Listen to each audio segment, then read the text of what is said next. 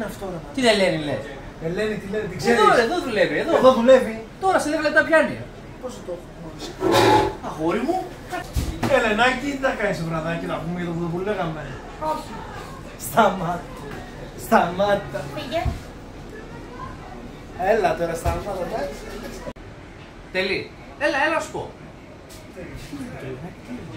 Τίποτα μωρέ μαλάκα, τώρα εδώ μου την έπεφτε πριν, μου έλεγε να βγούμε για ποτό το βραδάκι και ότι θέλει παιχνιδάκι και θέλει και τέτοια, αλλά ναι, το γούστο. Μα το είδα το κορίτσι κοίταγε. Ναι, με κοίταζε έτσι γιατί ξενέρωσε μωρέ, αφού της έριξα χιλόπιτα μωρέ, τι να κάνω. Μαλάκα, είναι το μαγαζιού, μην μπλέκεις έχουμε τώρα από εκεί. Γι' αυτό της έριξα χ επειδή είναι του μαγαζιού και επειδή σέβομαι το μαγαζί που δουλεύω και το πονάω στο μαγαζί μου. Είσαι σωστός υπάλληλος, φίλε, μπράβο. Μπράβο, γιατί άλλο στη θέση σου θα όρμαγε. Ευχαριστώ. Μπράβο. Αύξηση.